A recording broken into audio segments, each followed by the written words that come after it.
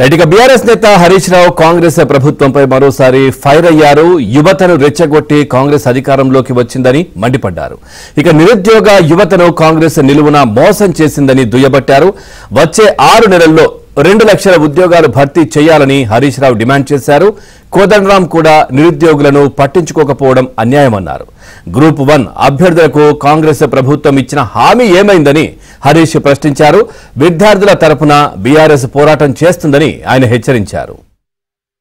Group 1 group 2 ఉద్యోగాలకు prepare అవుతున్నటువంటి నిరుద్యోగ యువత వాళ్ళందరూ కూడా వచ్చి బీఆర్ఎస్ పార్టీకి రిప్రజెంటేషన్ ఇవ్వడం జరిగింది. ఆ రోజు ఇదే కాంగ్రెస్ పార్టీ అశోక్ నగర్కి వచ్చి మమ్మల్ని రెచ్చగొట్టి అనేక హామీలు ఇచ్చి ఇవాళ ముఖం చాటేస్తున్నారని ఆ నిరుద్యోగ యువత తీవ్రమైనటువంటి ఆవేదనను వ్యక్తం చేయడం జరిగింది.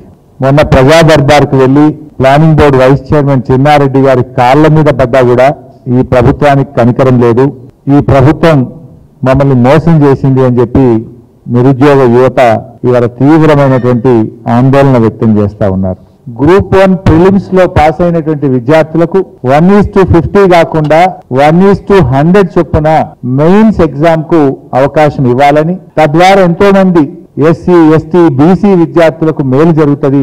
1:100 చొప్పున మరి మెయిన్స్ పరీక్షలకు అనుమతి ఇవ్వాలని చెప్పి ఈరోజు బీఆర్ఎస్ పార్టీ ఈ రాష్ట్రంలోని గ్రూప్ 1 పరీక్ష రాసిన విద్యార్థుల పక్షాన్ని డిమాండ్ చేస్తా ఉంది. అసెంబ్లీలో ఈనాడు ఉప ముఖ్యమంత్రిగా ఉన్న బట్టి విక్రమార్క గారు కూడా 1:100 చొప్పున మెయిన్స్ పరీక్షకు అనుమతి ఇవ్వాలని చెప్పి ఆయన అసెంబ్లీలో డిమాండ్ చేశారు.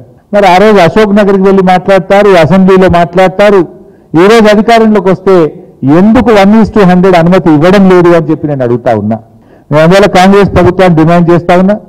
ఆ రోజు మీరు ఇచ్చిన హామీకి అనుగుణంగా గ్రూప్ 2కు మరో 2,000 ఉద్యోగాలు జోడించాలని, గ్రూప్ 3కి మరో 3,000 ఉద్యోగాలు జోడించి ఈ పరీక్ష నిర్వహించి నిరుద్యోగ యువకులకు ఇచ్చిన మాట నిలబెట్టుకోవాలని చెప్పి నేను కాంగ్రెస్ పార్టీని ప్రభుత్వాన్ని